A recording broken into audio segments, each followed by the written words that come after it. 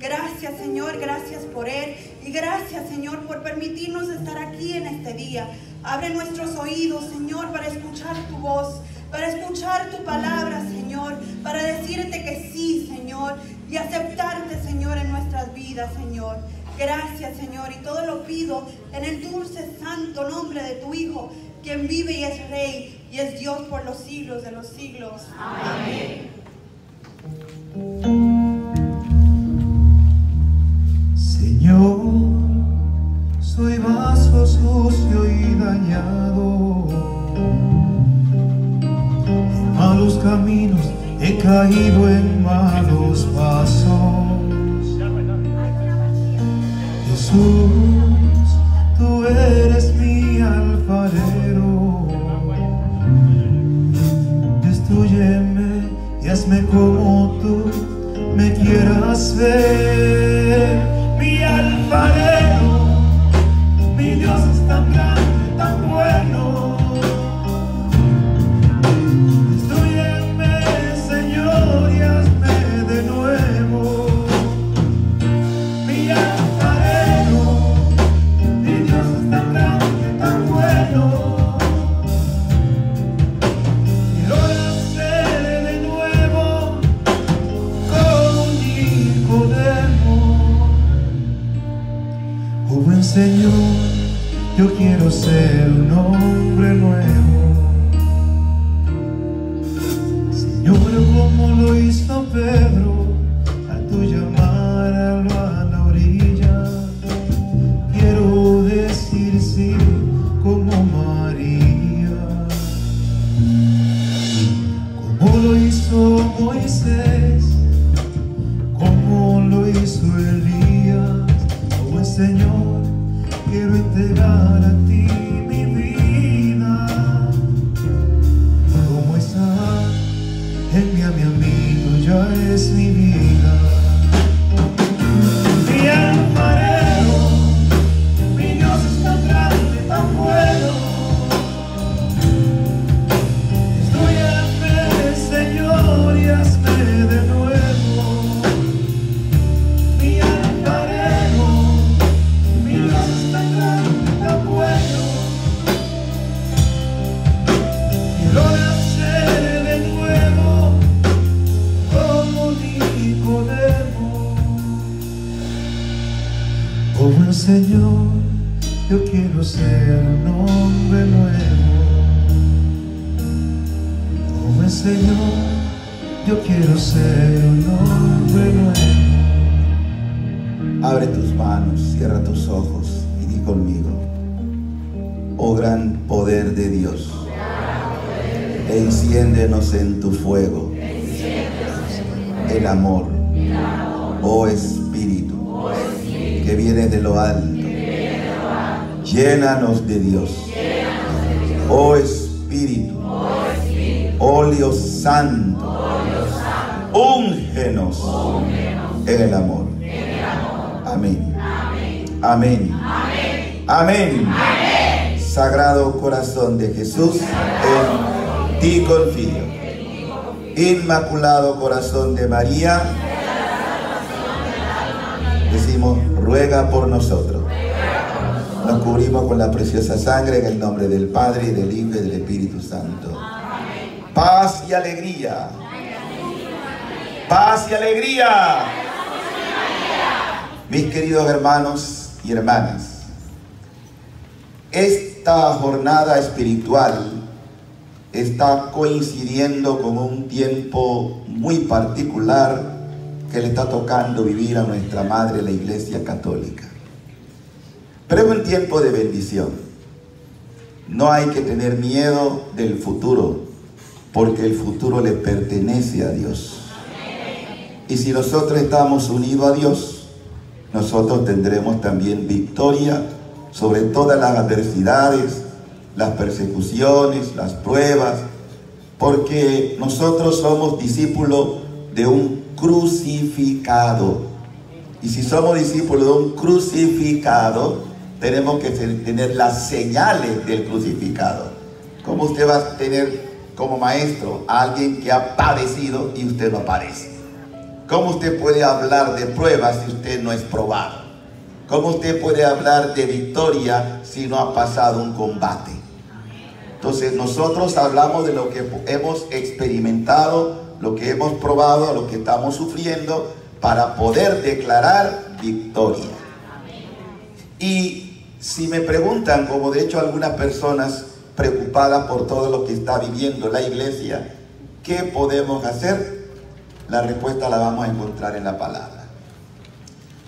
El Papa Francisco, hace poco tiempo, realmente este año, nos dio como previendo lo que venía y lo que falta, porque van a salir cosas más terribles y vamos a ver quiénes son los católicos de verdad, porque va a haber católicos que se van a echar para atrás y van a decir: esto está podrido, esto no sirve. Entonces son católicos de pacotilla, de estampita, y eso no. Necesitamos gente de temple que esté dispuesta hasta el martirio por la causa de Cristo.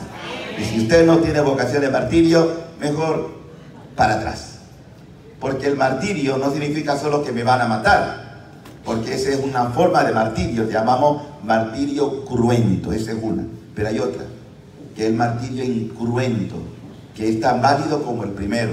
Ese, yo no voy a morir asesinado, pero voy a morir por las calumnias, las tribulaciones, las pruebas.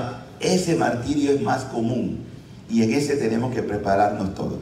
Bueno, hoy vamos a hablar de la santidad, porque la respuesta que la iglesia debe dar ante todo lo que está viviendo es vida de santidad de sus miembros. Y como estamos en una escuela, porque el Papa Francisco así nos lo hace ver, él empieza basado en una frase bíblica, la exhortación apostólica del Papa, conocida como Gaudete Exsultate en latín, pero que significa alégrense, salten de júbilo cuando todas las cosas que nos puedan ocurrir nosotros podamos dar testimonio.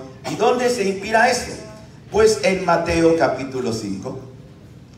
En el Evangelio de Mateo, que son las bienaventuranzas, dice el Señor, versículos 11 y 12, que va a ser el texto bíblico de referencia para lo que vamos a desarrollar. Dice Mateo capítulo 5, versículos 11 y 12. Felices ustedes cuando por causa mía los insulten. ¿Qué dice Jesús? O sea, dice: pónganse tristes cuando están hablando mal de usted. ¿Cómo hay que ponerse? Pero ahí no termina todo. ¡Feliz! ¡Alégrense! Dios no quiere cara de gente avinagrada. ¿Sí, pues? Eso lo dice el Papa Francisco, no yo. No quiere pepinillos avinagrados. ¡No! ¡Alégrese! Dile que está a tu lado: alégrate. Alégrate, alégrate. Siga diciendo el texto, atención. Alégrense cuando los persigan por causa mía, los insulten, los persigan y le levanten toda clase de calumnia. Y le levanten toda clase de calumnia. Alégrense y muéstrense contentos, porque será grande la recompensa que recibirán en el cielo. ¿Cuánto lo creen? ¿Cómo será mi recompensa? Sí, que si me alegro y cuando me insulten, cuando me calumnien, cuando hablen mal de mí. No cuando hablen todo bien de ti. No. Alégrate cuando tú estás siendo objeto de calumnia. Alégrate cuando tú estás siendo objeto de ataque. Alégrate. Que están atacando a la iglesia católica, quiere decir que vamos bien. Lo que recuerdan el famoso libro del Don Quijote de la Mancha. Recuerdan que hay un momento cuando el Quijote dice: si los Pedros ladran, señal de que estamos cabalgando. Ah, vamos bien. Vamos bien. Si toda esta cosa está pasando, señal de que vamos cabalgando, vamos bien, no cuando todo va mal. Escuchen, dice el texto, vamos a terminar aquí. Porque será grande la recompensa que recibirán en el cielo, pues bien saben que si persiguieron a los profetas que vinieron antes de ustedes, es decir, que antes que tú y yo, ha habido hermanos nuestros que también han padecido. Vamos a desarrollar esto porque, para que tengan una idea, rápidamente voy a explicar qué es la exhortación apostólica. El Papa Francisco ha querido dejarnos como inspirado por el Espíritu, porque definitivamente es una carta inspirada por el Espíritu. Él empieza diciendo, son 5 puntos, 5 temas, una carta que pueden bajar en internet, también se venden ya en toda la Iglesia Católica. Él habla de que en esa inspiración de la santidad, porque cuando toca el tema de la santidad, la Iglesia, sobre todo el día que es el 1 de noviembre, Día de Todos los Santos, ahí nosotros celebramos no solamente a los santos canonizados. Quizás ustedes, sin saberlo, ya tienen en su familia gente santa. Una abuela, un papá, una mamá, que están en el cielo e interceden por nosotros. Porque lo bonito de nuestra iglesia, para que tengamos claro, porque hay muchos católicos que piensan que cuando se habla de la iglesia, estamos hablando solamente de esta iglesia que vemos físicamente, que llamamos iglesia militante o iglesia peregrina, porque vamos en camino, vamos en marcha, ¿ves? Pero la iglesia no se agota en el ámbito de la militancia. La iglesia también es iglesia purgante, es decir, que tenemos una serie de hermanos nuestros, miles, que están esperando su plena purificación, porque la palabra de Dios en Apocalipsis dice que nada impuro va al cielo.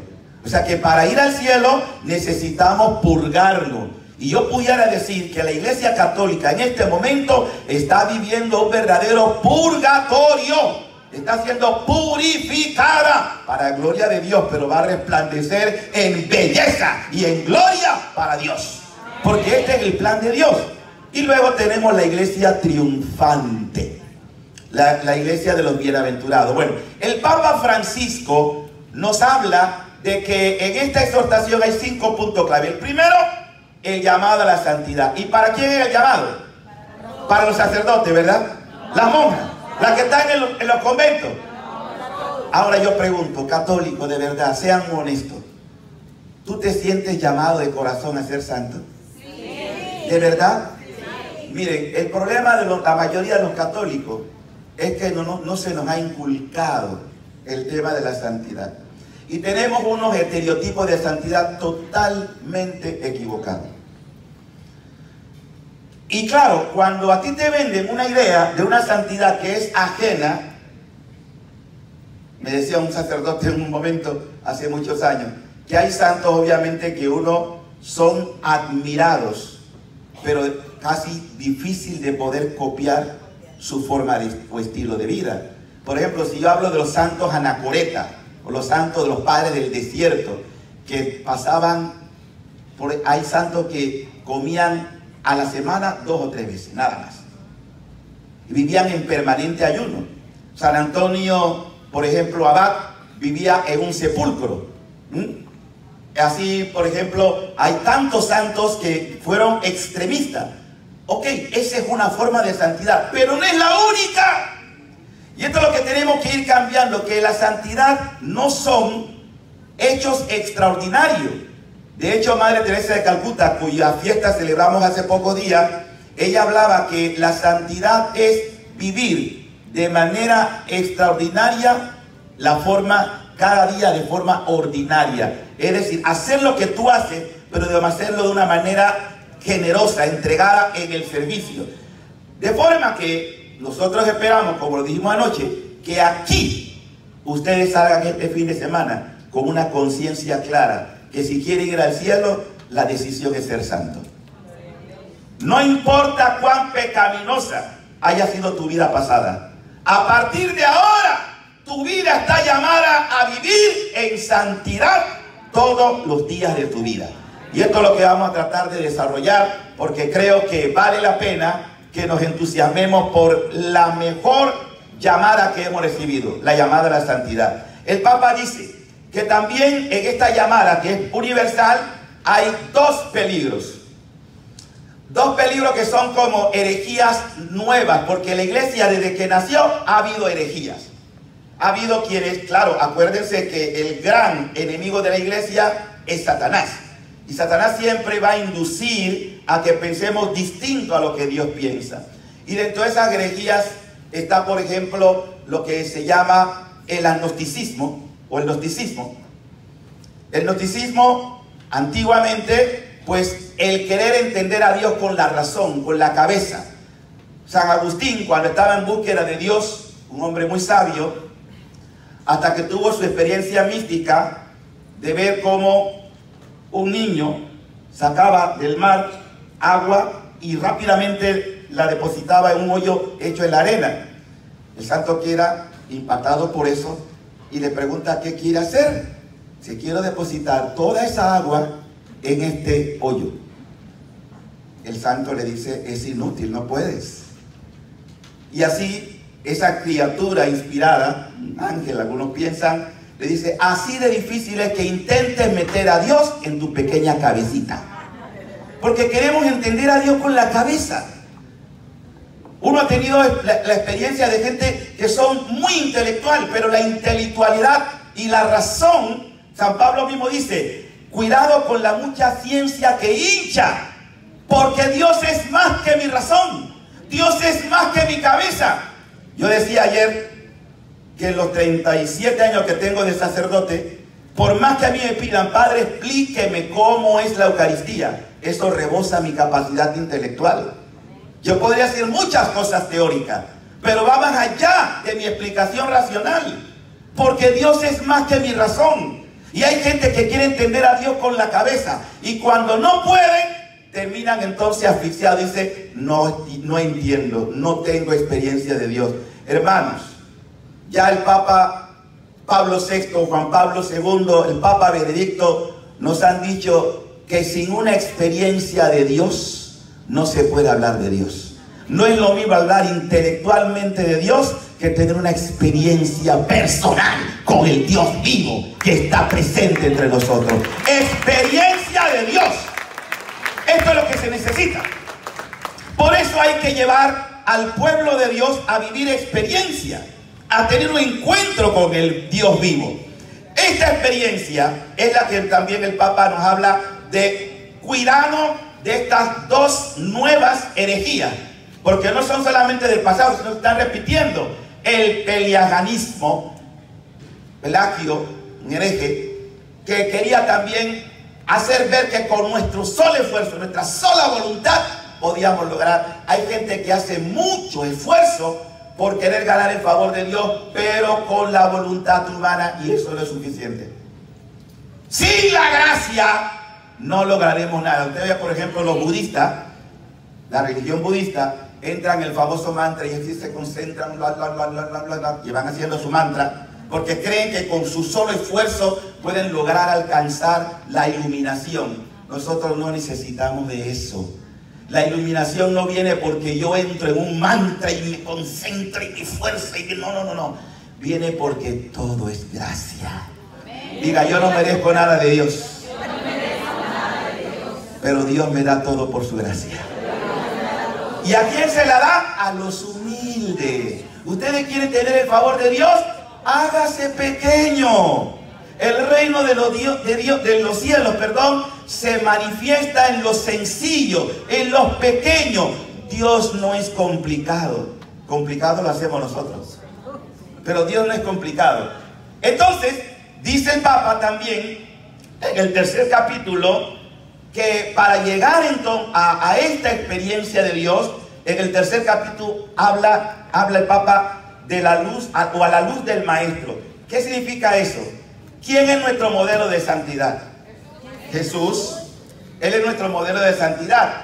¿Cómo llego yo a la santidad?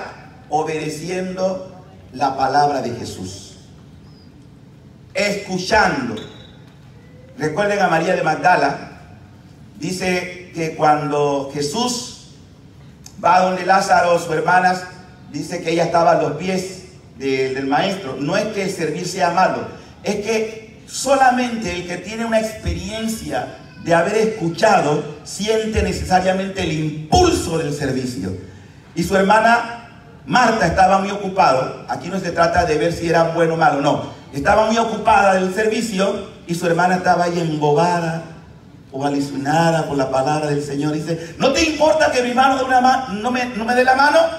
Y le responde Jesús: Marta, Marta, te ocupas de muchas cosas. Hay gente que está tan en movimiento que no tiene tiempo para Dios. Estamos tan alterados, tan esto y lo otro, y no nos vemos y no hay tiempo para la escucha. Si hoy escuchas su voz, no endurezca tu corazón. Dios te está hablando al corazón. Deja que esa palabra te toque, porque esa palabra te va a hacer una nueva creación. Y así vemos entonces la importancia de estar iluminados por la palabra, que es Cristo, porque la palabra es Cristo. El cuarto punto, el Papa toca algunos temas que son notas de la santidad en el mundo actual, en el día a día.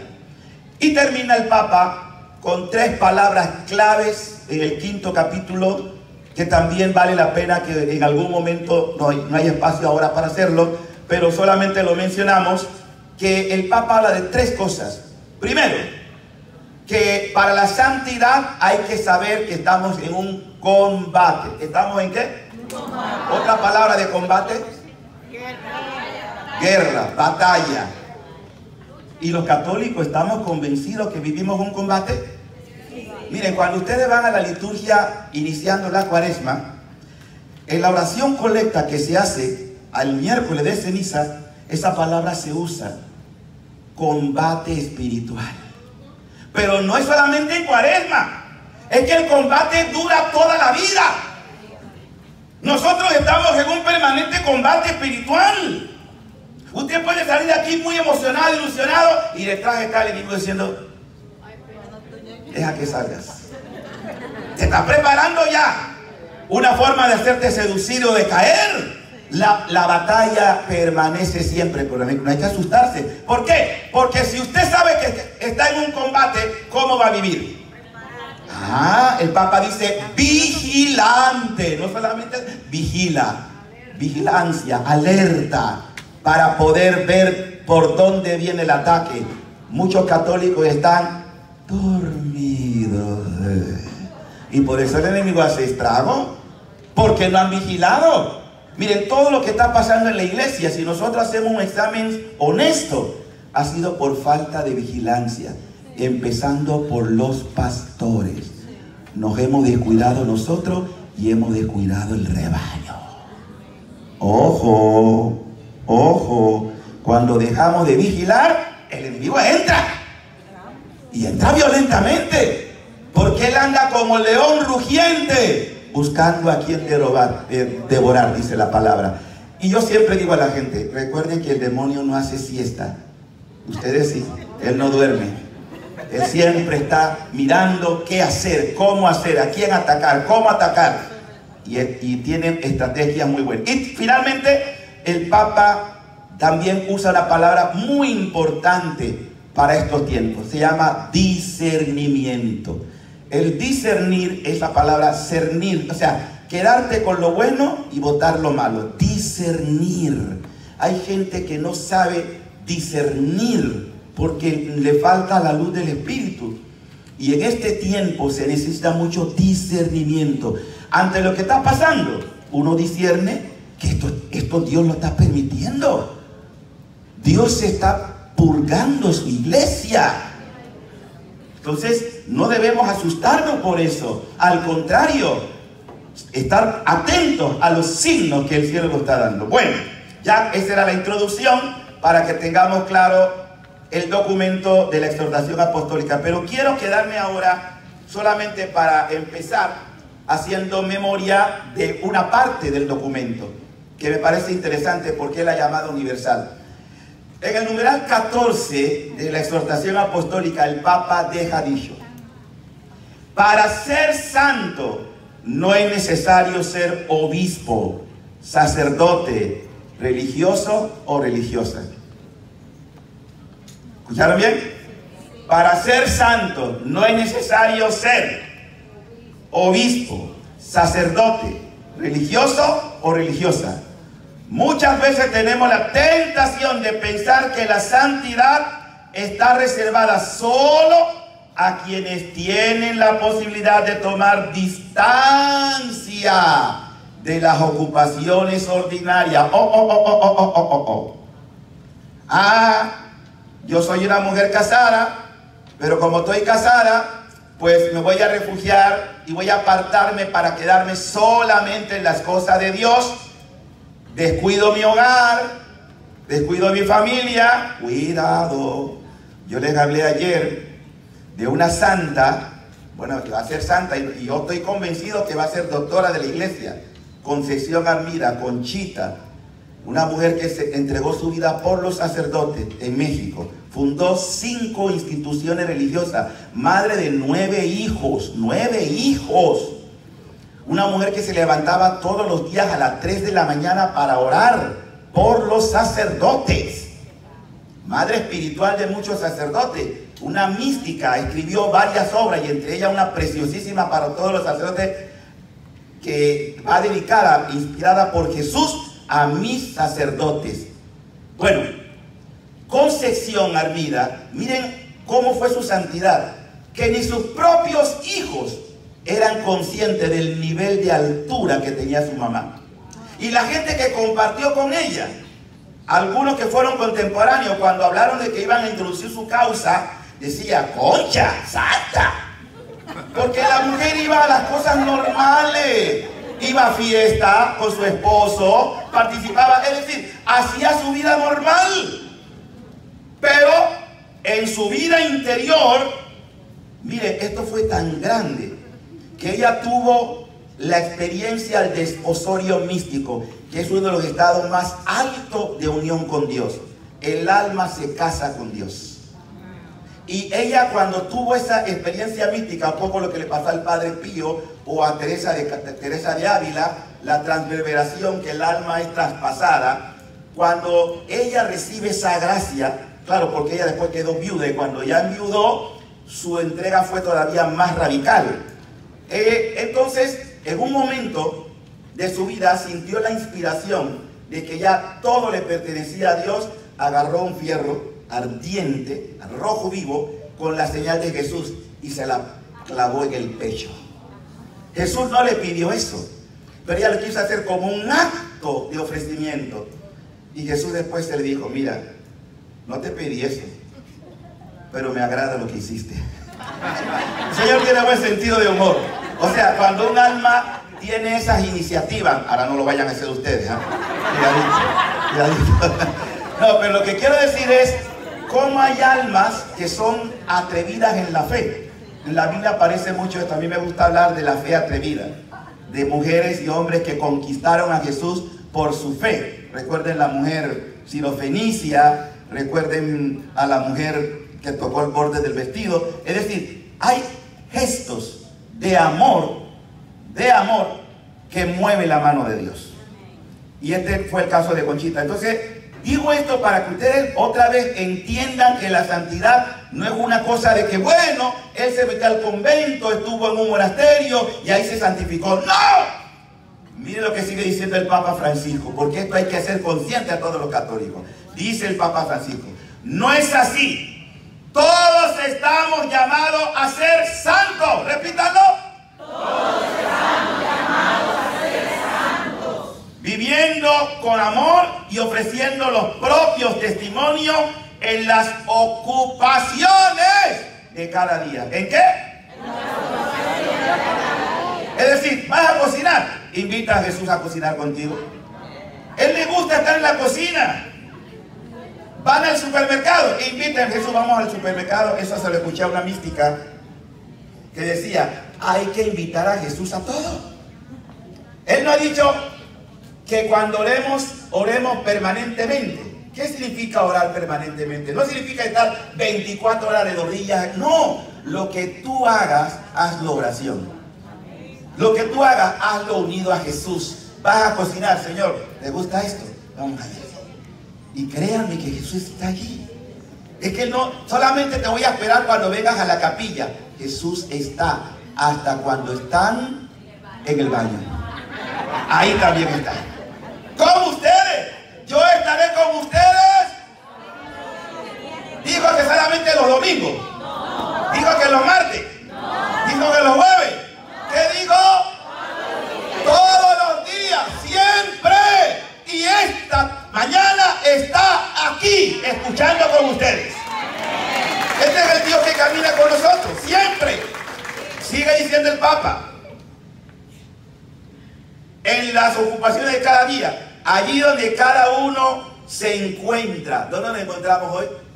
Aquí. ¿Dónde está Jesús hoy? Aquí. ¿Dónde me estoy haciendo santo hoy? Aquí. Donde se encuentren. Dice, eres consagrado, consagrado. Sé santo viviendo con alegría tu entrega. Sé santo viviendo con alegría. Miren, una de las cosas que tenemos que ser honestos, de gente que entró a la vida consagrada, y yo creo que se equivocó de vocación. Pero también hay gente que se casaron y se equivocaron de vocación. Hay gente que no debió haberse casado. Pero también hay curas que no debieron haberse casado, dejado de ordenar. Porque cuando uno mira todo lo que está pasando, uno mira que hay gente que después dice, ay, yo me equivoqué de vocación. Miren, la vocación no es una imposición. La vocación es una llamada libre. Dios no te obliga a un estado. Ay, que no puedo con esto, no puedo. Oye, si te vas a quemar, mejor suelta. Así de sencillo. Todos tenemos traumas, todos tenemos heridas, pero Dios no nos llamó siendo perfectos. Nos llamó imperfectos para ser perfectos. Nos llamó pecadores para ser santos. Porque en la iglesia, los que hoy son santos fueron tan pecadores como tú y como yo. Pero un día tomaron la decisión de ser todo para Dios. Y ustedes tienen que tomar la decisión de ser todo para Dios. Sí se puede ser santo. Que nadie te meta en la cabeza que eso no se puede. Diablo desgraciado y mentiroso. Le tiene la mente cogida a la mayoría de la gente. Tú no puedes, tú no puedes. Y ustedes se lo creen. Hay que escuchar la voz de Jesús. Y dice el Papa, estás casado, sé santo, amando y ocupándote de tu marido. Ahí está tu santidad, ¿ves? Y a veces va a ser una cruz para ti, amando, ¿ah? Esa es tu cruz. ¿Ah? Ahí está la santidad en el matrimonio, soportando y viceversa. También viceversa, claro que sí. Ocúpate, dice el Papa. Cristo lo hizo con la iglesia. Eres un trabajador, sé santo cumpliendo con honradez tu trabajo. Oye, yo sé que si yo quiero ser santo y estoy en un trabajo, yo sé que hay un mandato que dice, no tomarás los bienes ajenos. Nadie me está viendo. Voy a la iglesia, ¿dónde me veo? Oye, ¿sabe cómo se llama eso? Robar. ¿Cómo vas a ser santo si eres deshonrado? Nadie me está viendo. ¿Y nadie está viendo? Los ojos penetrantes de Dios. ¿A dónde poder ir lejos de su mirada? ¿Cómo voy a escapar de su mirada? El mundo de hoy, el Papa lo ha dicho, el problema hoy no son los pecadores, son los corruptos. Pecadores todos, ¿ah? Pero el corrupto es un pecador que no reconoce que es pecador. Justifica lo que hace. El mundo está lleno de corruptos que no reconocen. Ah, ¿por qué yo tengo que confesarme? ¿Y por qué con un hombre igual que yo? Yo soy un hombre, pero yo nunca me absuelvo en el espejo. Me veo en el espejo. Yo te absuelvo en el espejo. No, yo también voy de nuestro hermano sacerdote y me humillo. Padre, perdóneme, que soy un pecador. Ningún sacerdote se absuelve a él mismo. Eso sería una herejía. Bueno, seguimos. Dice el Papa, no el Padre Teo. Sé santo cumpliendo con honradez y competencia tu trabajo al servicio de los hermanos. Eres padre, abuela, abuelo. Sé santo enseñando con paciencia a los niños a seguir a Jesús. Qué bonito. Ya eso se ha perdido. Los abuelos que tienen un rol muy especial. Pero como, claro, los padres no han inculcado el santo temor Entonces ya no se reza en la familia. Ya no hay tiempo para tener por lo menos una media hora de gratitud a Dios. ¿Qué familia todavía conserva el rezo del rosario? Es muy difícil, no es imposible. Claro que hay excepciones, claro que sí. Yo conozco familias que no dejan de tener su cenáculo de oración. La primera iglesia es la iglesia del hogar, llamamos iglesia doméstica. Y en su casa, en cada casa, debe haber un lugar privilegiado de culto, donde esté la palabra de Dios, donde esté el rosario, donde tengan el agua bendita. Ustedes necesitan tener su pequeña capilla en su casa. Todos deben tener y consagrar al corazón de Jesús y el corazón de María su hogar. Nunca como en este tiempo hay que consagrar la familia a los sagrados corazones de Jesús y de María, porque eso es lo que nos viene, la victoria. Y finalmente dice el Papa: sé santo luchando por el bien común y denunciando a tus intereses personales. Es decir, necesitamos también hombres de Dios, mujeres de Dios, que incursionen en el mundo social, en el mundo político. La política no es mala. Mala es aquellos que entran en corrupción a la política buscando sus intereses. La política es un bien común. No es malo ser político. Malo es lo que tienen en el corazón, porque de la abundancia del corazón hablan los labios y también las acciones. Y finalmente, Dios deja pues que la gracia del bautismo fructifique en tu camino de santidad. Soy bautizado. ¿Qué quiere Dios? Que yo crezca en virtud, crezca en entrega generosa. Y dice: deja que todo esté abierto a Dios, que todo esté abierto a Dios, y para ello opta por Él. Elige a Dios una y otra vez. ¿Qué has tenido crisis? Todos la tenemos. No podemos ser virtuosos si no pasamos por la crisis. Siempre enseño que las crisis tienen dos vertientes. Una crisis te puede destruir, pero una crisis te permite salir reforzado. Y yo siempre apuesto por lo segundo. Bendita crisis que me llevó a los pies de Cristo. Bendita situación difícil. Hermano, las crisis no son problemas. Es cómo la manejo, cómo salgo favorecido de saber usar esta crisis para mi bien. No se desalienten, porque tienen la fuerza del Espíritu Santo para que sea posible. Y la santidad, en el fondo, es el fruto del Espíritu Santo. Bueno, hasta ahí suficiente. Ahora vamos a entrar en materia. El Papa, como ya le dije, tomando el texto de Mateo, habla del gran protocolo. ¿Pero qué es el gran protocolo? Bueno, ya vimos lo que la llamada de santidad. En el capítulo 25, escúchalo bien, capítulo 25 de Mateo está lo que llamamos el gran protocolo. ¿En qué consiste? Ya ustedes lo habrán leído antes. Todos ustedes que están aquí, que me están escuchando, y los que están a través de las redes sociales en conexión, escúchenlo. Usted y yo tenemos un día en que Dios te va a decir, tú no lo vas a escuchar como te lo estoy diciendo, pero va a llegar. Llegó tu hora. La tuya también. ¿Qué te está riendo? Y baja. Se acabó todo. En ese momento vas, como dice el libro de los Hebreos, y después de la muerte, el juicio.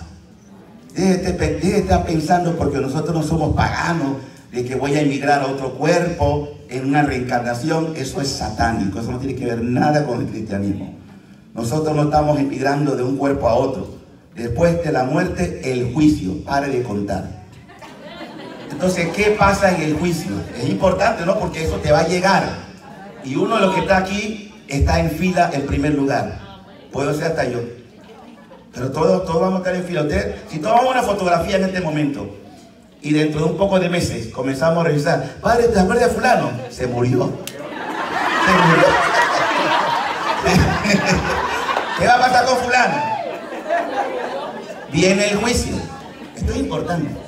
¿Qué va a pasar en el juicio? Dios te va a presentar tu historia. Todos ustedes lo van a ver. ¿Y en qué se basa el juicio? Ya el Señor nos lo dice. Está en Mateo. Vamos a verlo.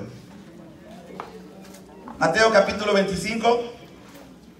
Está el versículo 31 y siguiente.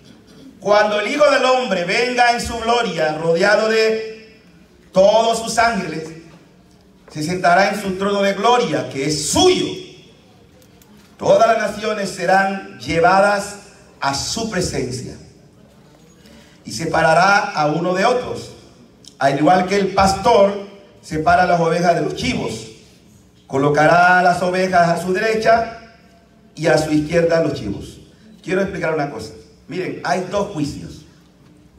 El primer juicio se llama juicio particular, porque lo voy a vivir yo solo. El segundo juicio se llama juicio universal, porque todas las naciones serán convocadas. Yo quiero decirles esto. No se preocupe por el juicio final. No se preocupe por el juicio universal. Preocúpese por el juicio personal. Ese es el más serio. Porque si usted pasa el primero, pasará el segundo. Pero si no pasa el primero, no hay nada que hacer. ¿Y de quién depende ese juicio? ¿De quién depende? ¿Quién me juzga? Mis obras. ¿Quién me juzga?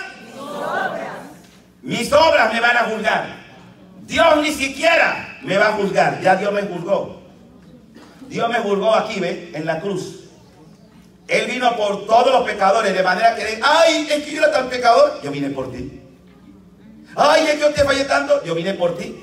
Todos, todos, absolutamente todos. Vamos a ser juzgados en el juicio particular. Por eso pongan cuidado a lo que es el juicio particular.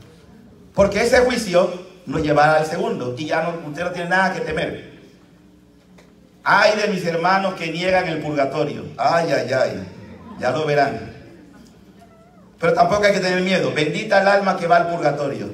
Ya tiene garantía de salvación. Pero no esperen a poco. Esperen a más. Yo me conformo con el purgatorio. ¡No! Confórmate con la gloria. Deja de estar pensando en poquito. El problema es que muchos de nosotros tenemos pereza espiritual y no nos dedicamos a lo que tenemos que hacer, porque esta vida no se repite. Esta vida es única, no se vuelve a repetir. Dice nuestro Señor: entonces el rey dirá a los que están a su derecha: vengan, benditos de mi Padre, y tomen posesión del reino que ha sido preparado para ustedes desde el principio del mundo. Porque tuve hambre, tuve sed, fui emigrante o forastero, anduve sin ropa, estuve enfermo, estuve en la cárcel. Entonces los justos dirán: Señor, ¿cuándo te vimos hambriento y te dimos de comer? ¿O sediento y te dimos de beber? ¿Cuándo te vimos forastero, inmigrante en los Estados Unidos y te recibimos, o sin ropa y te vestimos? ¿Cuándo te vimos enfermo y en la cárcel y fuimos a verte? El rey responderá: en verdad les digo que cuando lo hicieron con algunos los más pequeños de estos mis hermanos, me lo hicieron a mí. Cada obra que tú hagas por una persona con amor, se la están haciendo a Dios. Miren lo fácil que es ganarse el cielo. Jesús nos dice: hasta por un vaso de agua que demos, no se quedará sin recompensa. Entonces, ¿cuál debe ser la dinámica de mi vida? ¿Saben lo que dice el libro de los Hebreos sobre el libro de los Hechos de los Apóstoles sobre el epitafio de Jesús? Es este: pasó haciendo el bien. Pasó haciendo el bien. ¿Cuál debe ser el epitafio de tu vida? Pasé haciendo el bien. Pasé haciendo el bien. ¿Para qué estoy en este mundo? Para hacer el bien. ¿Para qué me hizo Dios? Para hacer el bien. Esa es la razón por la que estoy en este mundo. Y eso, practicado, me abre las puertas del paraíso. Miren qué sencillo. O sea, no es complicado el cielo. Que lo haré desde la óptica de mi realidad matrimonial. Bendito sea Dios. que lo haré como viudo o viuda o consagrado. Bendito sea Dios. ¿Para qué yo soy sacerdote? Para hacer el bien. Esa es la razón de mi ministerio y de todos los sacerdotes. Hacer el bien. Pero ¿qué ocurre? Aquí tenemos el problema. Ya le dije, tenemos enemigos. Y hay alguien que no quiere para nada la santidad de ustedes. Miren, cuando Dios hizo a nuestros primeros padres, los hizo perfectos.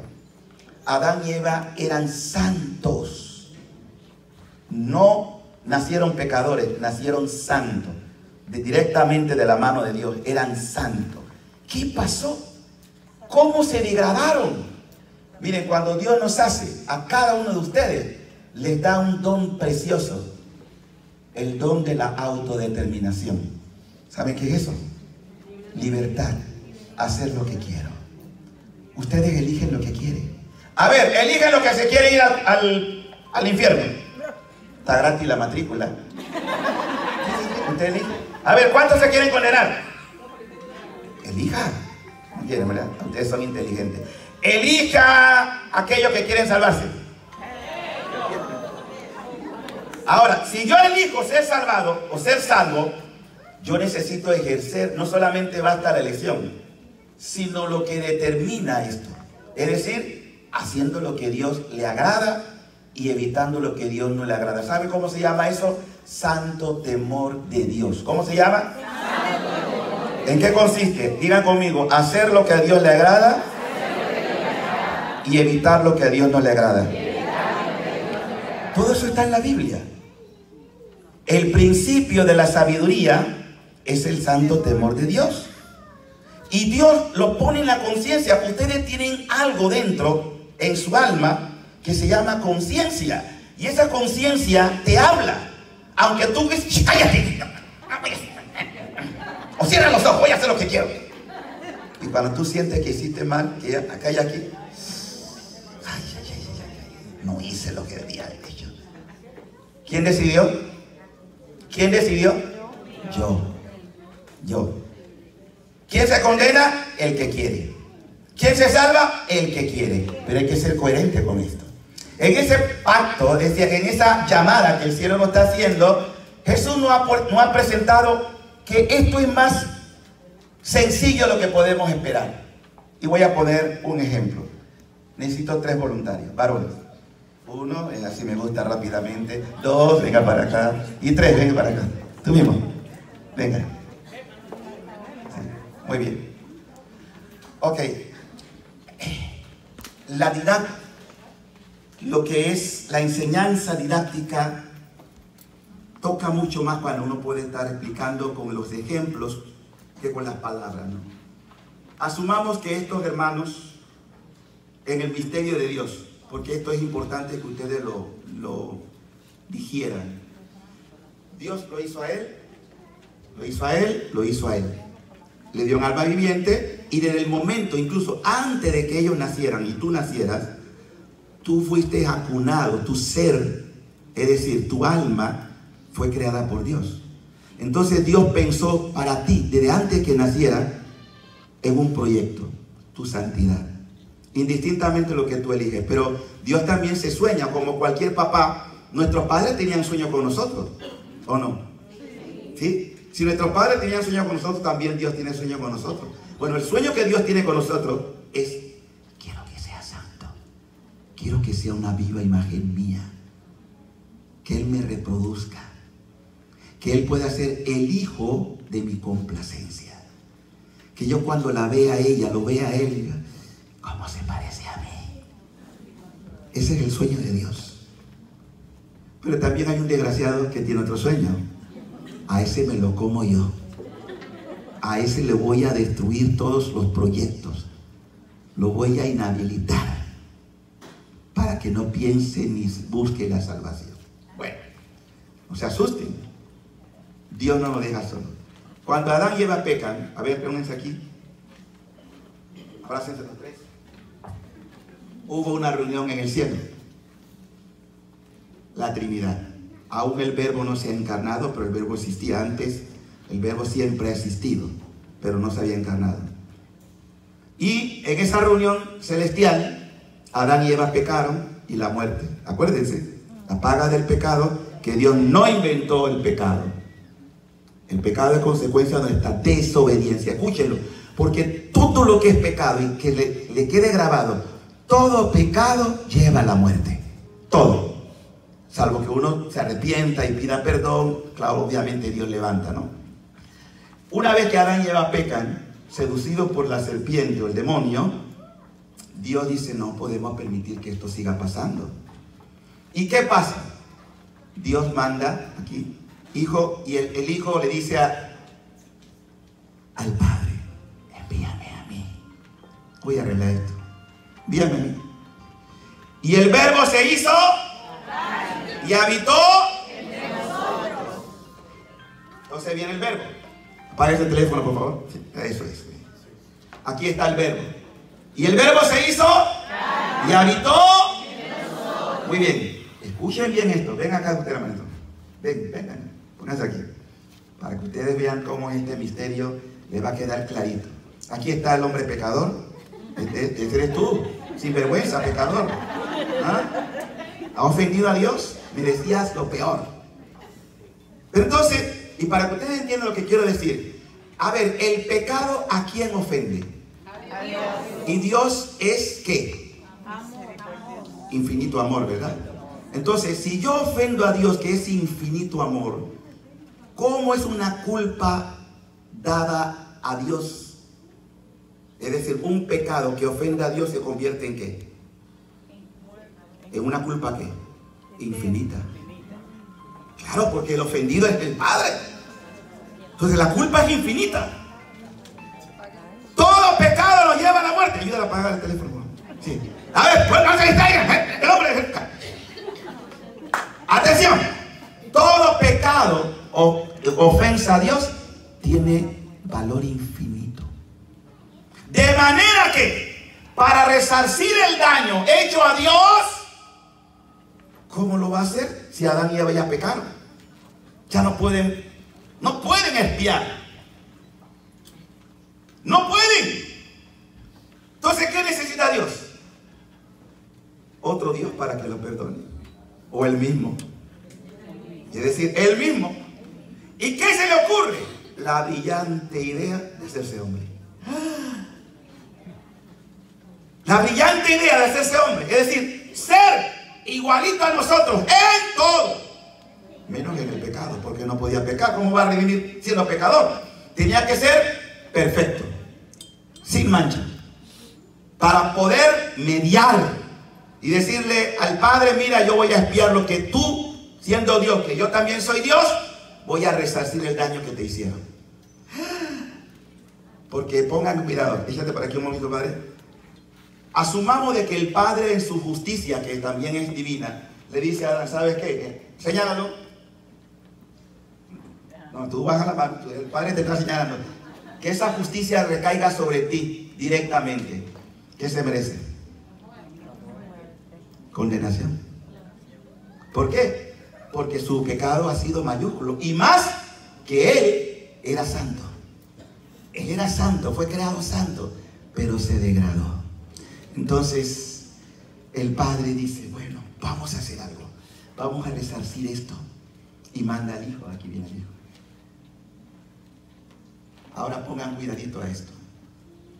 Todo lo que él merecía, abra los brazos en cruz. Eso, manténgase así.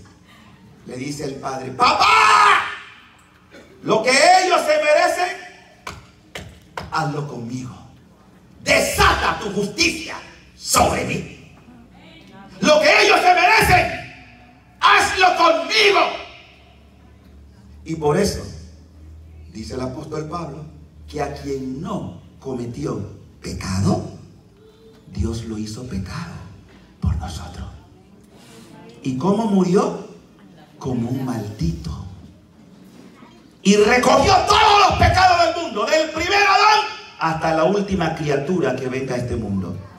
Todo lo desató sobre su Hijo. ¿Se imagina ustedes esto?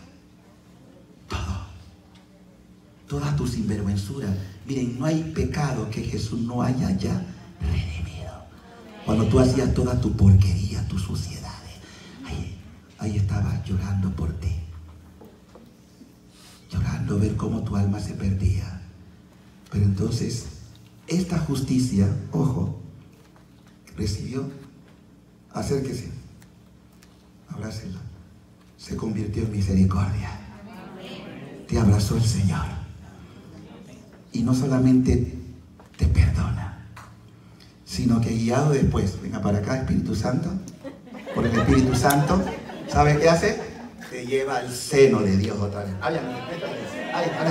Te lleva al seno de Dios. ¿Ah? Hermano, esta es la santidad que Dios quiere. Pueden sentarse. Miren, he querido de una manera muy sencilla dramatizar esto porque la gente no se entera. Por eso el dolor de Jesús, el gran dolor. Los místicos dicen que, muchos místicos, meditando en la pasión, que el dolor más grande de Cristo no fueron los dolores físicos, que fueron crueles. No hay persona que haya sufrido como Jesús. Los grandes dolores de Jesús, ver cómo las almas se condenarían por toda la eternidad. Que le dirían a Dios: ¡no te necesito! No quiero saber de ti. Y pensar que uno de esos era un amigo de un apóstol. Porque ese es el triunfo más grande. Satanás sabe que lo que más puede herir el corazón de Jesús es la traición de un amigo. Y por eso que cuando viene, miren que Jesús le dice: desgraciado, Judas, con un beso. ¿Cómo le dice Jesús? Amigo, con un beso entregas al Hijo del Hombre. O sea que hasta lo último Jesús quiso que él experimentara su misericordia. Frente que se cierra.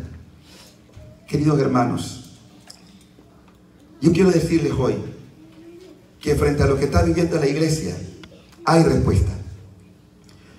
Pero nada de lo que estamos escuchando se va a componer si no tenemos la determinación, porque la iglesia nació para ser santa, formado por pecadores, pero pecadores que aspiran a dejar su pasado y a vivir en santidad lo que reste de su vida.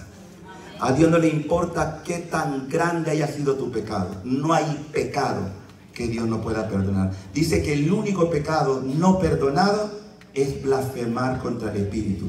¿Y qué significa blasfemar con el Espíritu Santo?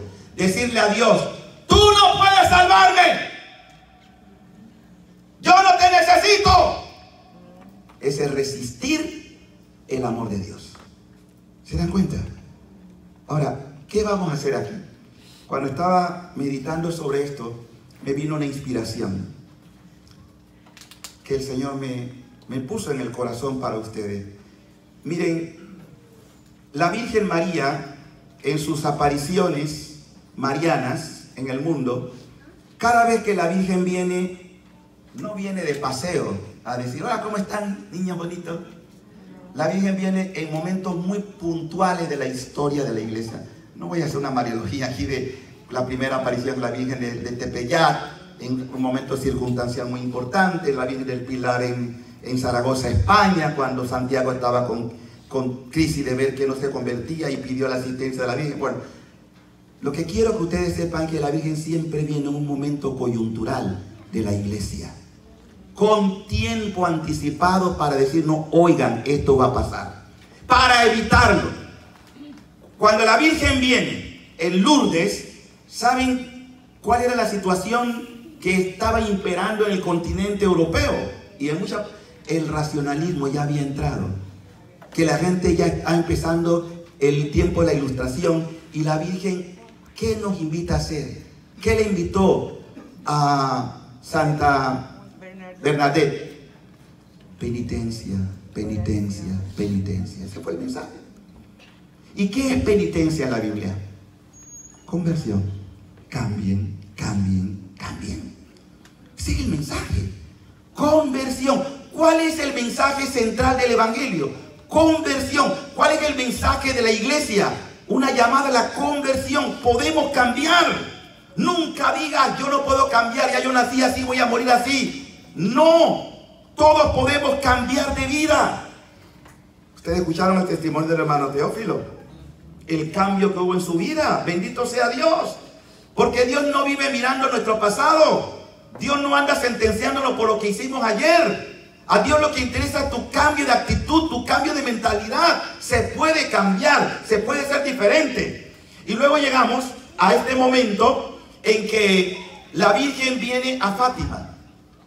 Lo mismo, penitencia, oración. Pero lo que más me llama la atención del mensaje de Fátima es que la Virgen ya nos advertía sobre las cosas terribles que vendrían a la iglesia. No lo entendimos. Y fue tarde cuando la iglesia aprueba. Miren, yo siempre digo esto porque es historia. ¿Ustedes creen que la Segunda Guerra Mundial debió haber ocurrido? ¿Por qué no? ¿Qué? ¿Por qué no? ¿Por qué no debió haber ocurrido la Segunda Guerra Mundial?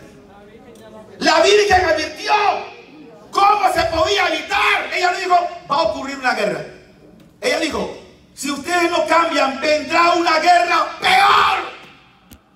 Y no le hicimos caso.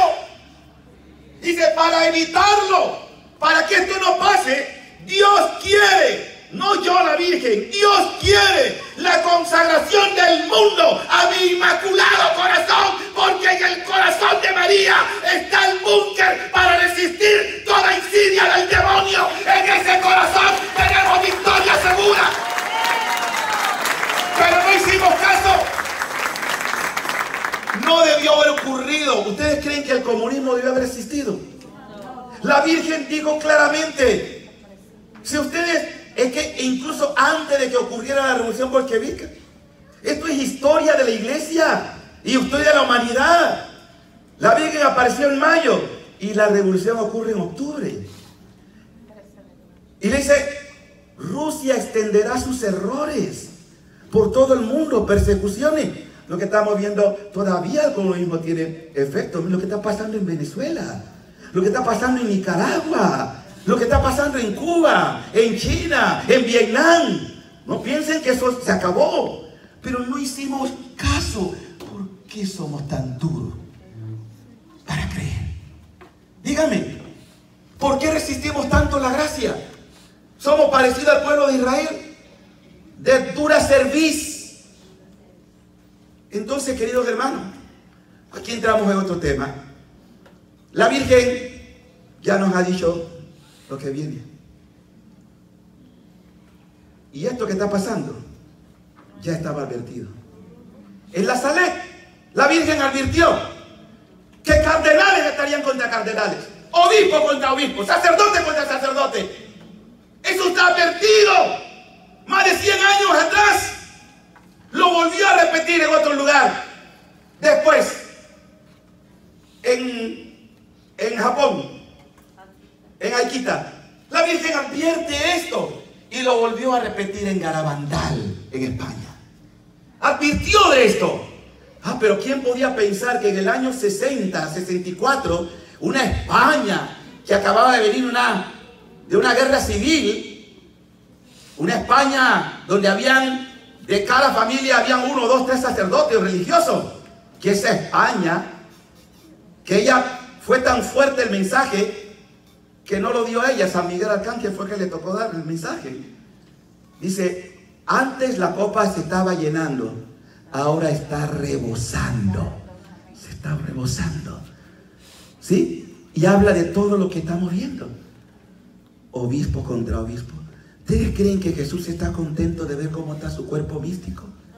Un cardenal contradiciendo a otro, un obispo hablando mal del otro, y del Santo Padre, hablando mal del Papa, que el Papa es un hereje, y no se nos olvida la visión que tuvo Don Bosco. Miren, hermano, pase lo que pase, el Papa no es perfecto, es un ser humano. Pedro también llegó a negar a Jesús, pero se arrepintió. Yo no he conocido un papa en los últimos años de la iglesia que haya hablado tan claramente y constantemente del demonio. El demonio le tiene un odio terrible a Francisco, porque este papa ha denunciado las obras de las tinieblas. Por eso ha preferido, y esto también es profético, su silencio es profético. No hay nada oculto que a su hora no salga a la luz. Y va a salir a la luz. Porque esta iglesia católica no la destruye nadie. Es la iglesia de Cristo y perdurará por siempre. Nadie la destruye. Por eso hay que saber en qué momento nos encontramos. ¿Y saben en qué momento nos encontramos? Ya lo he dicho varias veces. Estamos en Getsemaní. ¿Y qué pasa en Getsemaní? Hay que acompañar a la cabeza. Todo el cuerpo místico tiene que hacer penitencia, ayuno, oración, reparación. Y es aquí donde el Señor me inspiró lo que vamos a vivir en este momento. ¿Saben qué quiere Jesús con nosotros hoy? Yo no lo tenía claro, pero Él sí.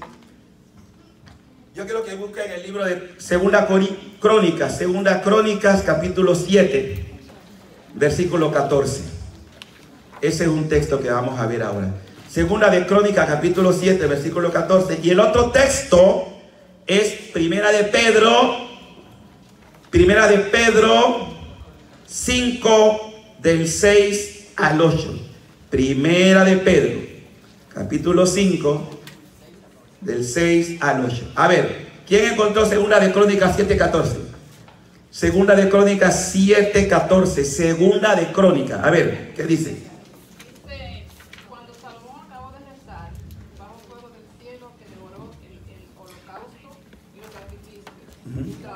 No. Segunda de Crónicas 7, capítulo 7, versículo 14 en adelante. ¿Lo tienen? Venga para ver. A ver qué dice. Venga, ese es el texto. Venga, para que todos escuchen. Si hoy escucháis su voz, no endurezcáis el corazón. Escucha, Israel. Vamos a escuchar. Venga. Sí, yo te voy a decir. Escucha. Si mi pueblo que lleva mi nombre. Mi pueblo que lleva mi nombre. Se humilla. ¿Qué? Se humilla. Siga. Ora. Me busca y abandona su mala conducta. ¿Se qué? ¿Qué va a pasar? Yo lo escucharé desde el cielo. ¿Qué dice Dios? Yo lo escucharé desde el cielo. ¿Qué dice? Siga. Perdonaré sus pecados. ¿Qué dice Dios? Perdonaré sus pecados. ¿Qué más? Y sanaré su tierra. ¿Y qué? Sanaré su tierra. A ver, las tres cosas. Si Dios, yo escucharé su clamor. ¿Qué más? Perdonaré sus pecados. ¿Qué más? Y sanaré su tierra. Ojo a esto. ¿Qué necesita la iglesia en este momento?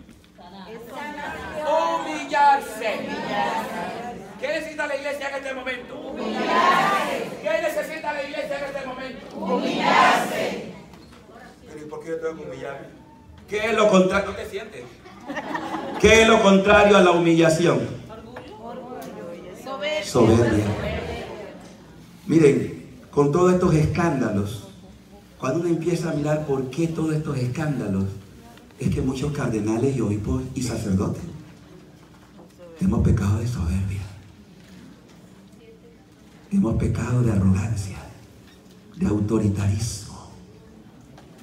Yo soy el pastor y somos los primeros que tenemos que doblar rodillas, humillarnos. Si mi pueblo que invoca mi nombre se humillase, ¿y por qué tengo que humillarme? Vamos a ver una vez más y luego pasamos al segundo tipo.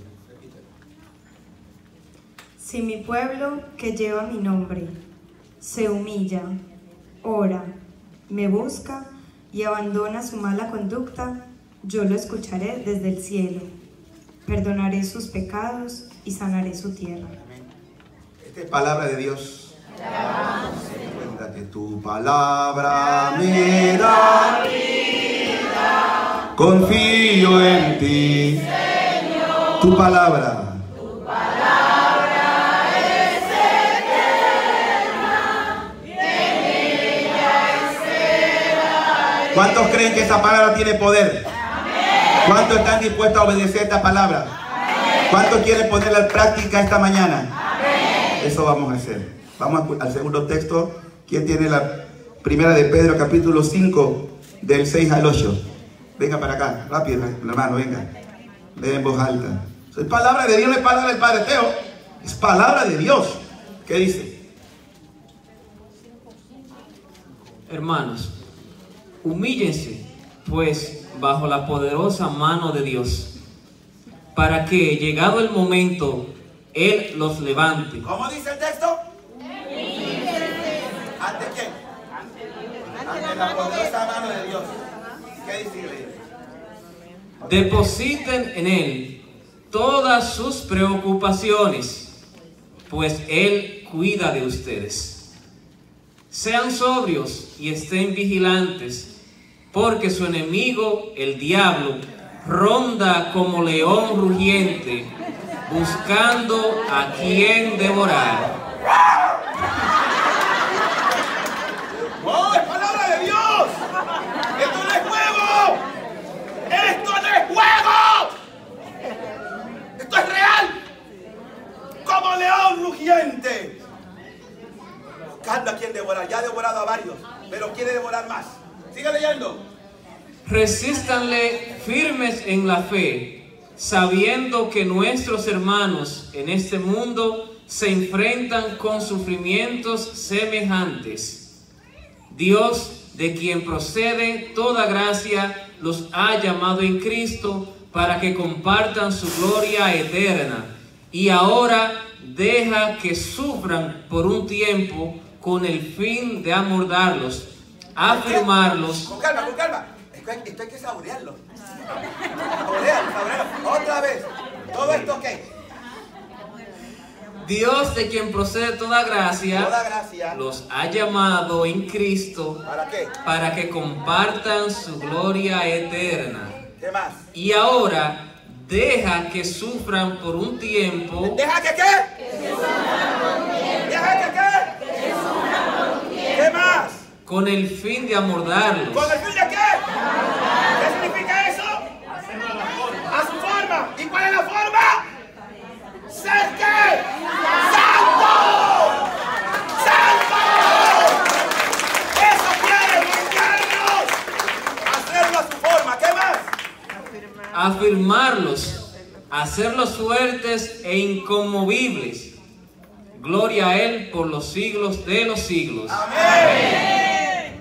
Hermanos y hermanas, miren, esto no es un show. Esto es muy serio. Yo creo que si hacemos una campaña, ya algunos sacerdotes en algunos países están llamando a jornadas fuertes de oración, de penitencia, de quebrantamiento por la iglesia. Mamá María, yo creo que el mejor regalo que podemos darle en su cumpleaños es un pueblo humillado, un pueblo quebrantado, un pueblo